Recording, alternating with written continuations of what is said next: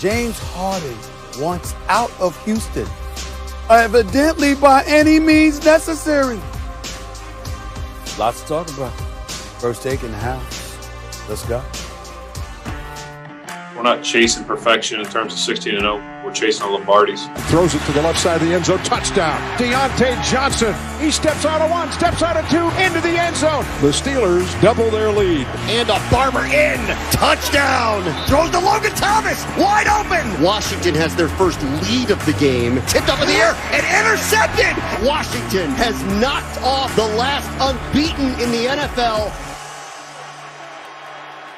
Possession down ball was heavy in this football game, and we paid the consequences of it, a failure in it, such as life in our game. I'm excited about facing the adversity of losing with this group, man, and smiling in the face of it and preparing and getting ready for our next challenge. Stephen A., I don't know what happened yesterday. Your Steelers are no longer undefeated at the hands of all teams. Washington blowing a 14-point lead. What's going on, everybody? Welcome into First Take. Max Kellerman, Stephen A. Smith. I'm Molly Karam Rose. Stephen A., was this actually a good thing for your Steelers? Well, first of all, good morning. Good morning. I see that you transitioned from the fly outfits to the sweater look. Just this fly way to go. Max Kellerman, Matrix today. All right. We'll work with it. Anyway, here's the deal. I love the fact that the Steelers lost. It doesn't bother me at all. I knew that the perfection that we saw from them record-wise was not real. We've seen holes in their team on too many occasions where wins were too rough to come by. And yesterday, losing to the Washington Redskins, the Washington football team, the one that has no name, who used to be called the Redskins but is no longer. That football team, I love the fact that the Steelers lost this game because, again, they've looked absolutely awful in their last two games. Obviously, scheduling has a lot to do with that.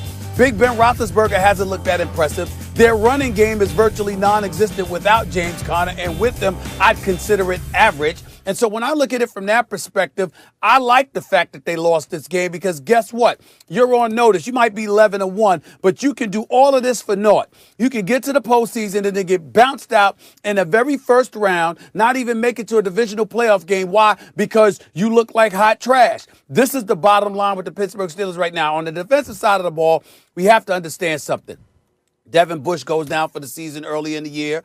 Obviously, Bud Dupree went down last week. This kid Spillane that replaced Devin Bush, now he might be out. So they're compromising their linebacking core, and we understand that some of the better teams in the NFL are going to take advantage of that, which is what you end up facing come postseason time, which puts more pressure on your offense to show up and produce. You got Big Ben Roethlisberger, can't be making mistakes. You sitting there, you going wide at 5 wide with Juju Smith-Schuster, Deontay Johnson, James Washington, Claypool and the crew, Eric Ebron. You got to show up. You got to produce because it's going to come down to the Steelers' offense and specifically their ability to throw the football with a minimal amount of mistakes in order to give them the chance that their record says they deserve in order to get to the AFC Championship game and ultimately the Super Bowl. I haven't seen that from them the last few weeks. We certainly haven't seen it from them the last 2 games. And as a result, they got their comeuppance. I think ultimately the loss will be good for them. Not what you said, Max, last week in terms of their struggles, but it was a wake-up call. I said, no. They need to lose, okay? Because they ain't no 16-0 quality team. They ain't no 15-1 quality team as far as I'm concerned. And that reared its ugly head yesterday afternoon. I'm happy about the loss, to be honest with you. Now we can get on with the season and really preparing ourselves for the postseason. No, it's an understandable loss, but that's not the same thing as saying it's a good loss. You play 3 times in 13 days. It's understandable that you lose. You play right after you beat Baltimore, your chief rival. It's understandable that you lose. You play on a short week after having no bye for forever because your schedule got messed around twice because of the Titans and the Ravens COVID outbreaks. It's understandable that you lose. You play a Washington team that has a bad record and is frankly underrated with a backup quarterback who we thought his career was over and he might lose his leg. It's understandable that you lose, but it's a bad loss. It's not a good loss. The reason it's a bad loss is because it was obviously a trap game for all the reasons I just said. And a special team needs to know how to overcome that. especially after the Ravens. They were lucky. I thought that was such a great win for them against Baltimore because they beat the backups, right? Like, they beat a depleted Baltimore team, but it was really tough, and Coach Tomlin basically chewed them out to the media after the game. So I thought, oh, okay, they can't rest on their laurels. They understand they played poorly, and they have a lot to correct facing a Washington team that's been playing better, like the Giants, as the season goes on. Right? Like Ron Rivera, and you've been talking about Joe Judge and the NFC East, the two teams that were considered to be the bottom feeders of the bottom feeding division, in fact, had a culture change on the top, and it's doing them well. So you knew this could be a trap game, and you had to avoid it. And Stephen A., they were avoiding it. They had the game in hand. Pittsburgh was going to win this game.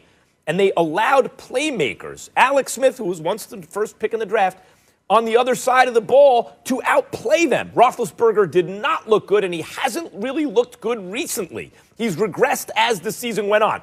Understandable, again, coming off a catastrophic injury, 38 years old, by and large has had a very good season considering, but hasn't looked great recently. The run game. Here's the worst part about the loss, Stephen A. They ran the ball, what was it, 14 times? 21 yards. 21 yards. 21 yards. That's you run the ball 14 times, you get 21 yards on the ground. That's bad run blocking.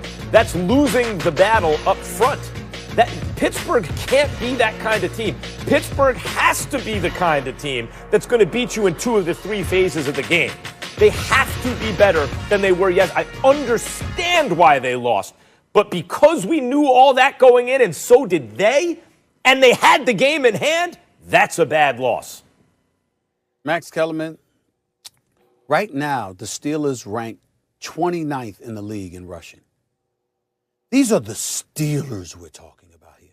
Can you tell me any time in their history that you can recall that they've ranked that low, running the football? It just doesn't happen. Now, we understand we understand even with Le'Veon Bell, their running game per se is as good as it was, may not have been quote-unquote elite because they always threw the football since Big Ben Roethlisberger has arrived, for the most part anyway. We understand that. All I'm saying is that they've always been able to run the football. That has not been the case. It isn't the case now, which puts even more pressure, not just on the arm, but the decision-making of Ben Roethlisberger in terms of making sure you minimize the mistakes and get the ball to just the numerous number of receivers that you have at your disposal. How many teams can say they have 5 dudes that are legitimate, bona fide, big-time targets? I'm talking about Claypool, Juju Smith-Schuster, James Washington, Deontay Johnson, Eric Ebron. I mean, damn. You got all of these targets, and you know what? I don't blame you for throwing the football. I don't know if you need to throw it 53 times, but I don't blame you for throwing the football 40 times a game. But you've got to minimize the mistakes. And unfortunately, for Big Ben Roethlisberger, it's not that he makes an abundance of them, but it always seems like the mistakes that he makes come at the most ill-timed. Just ill-timed mistakes, just the wrong time. And that's what really this is about. In the end, what have I said to you?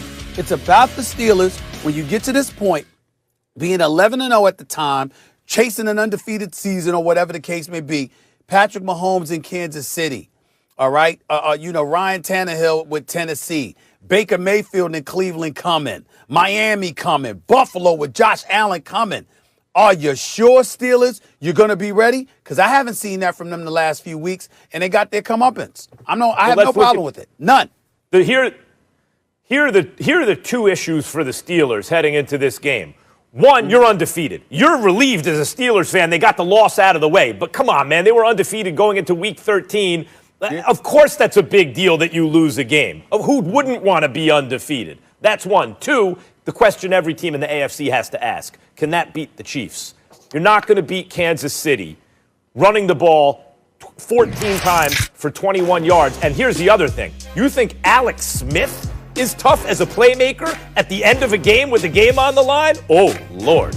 Patrick Mahomes with Tyreek Hill and Travis Kelce? Did the Steelers do anything to make you believe that they could beat Kansas City? Forget about Buffalo or anyone else. Kansas City. The answer yesterday we'll get into that later. Understandable loss, but not a good one.